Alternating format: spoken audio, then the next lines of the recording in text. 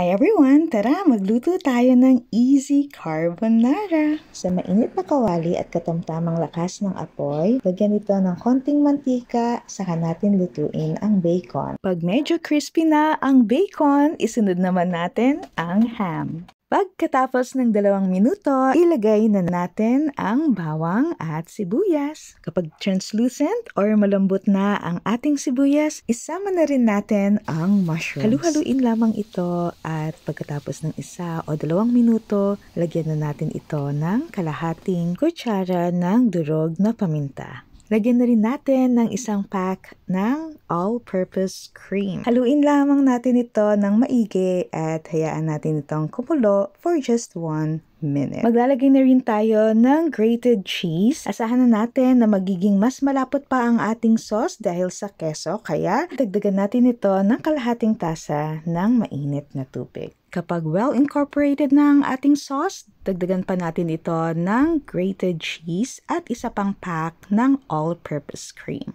Halu-haluin lamang ito hanggang sa ito ay kumulo ng 1 hanggang 2 minuto. Sa pagluto naman ng pasta, sinundan lamang natin yung paraan ng pagluluto na makikita sa pakete nito. Nakaluto na rin ako ng pasta kanina. At dahil malapot na ang ating sauce at kumulo na rin ito, ihalo na natin ang carbonara sauce sa ating pasta. At pagkatapos, ready to serve na ang ating easy carbonara. Napakasarap na merienda at kasalo sa handaan.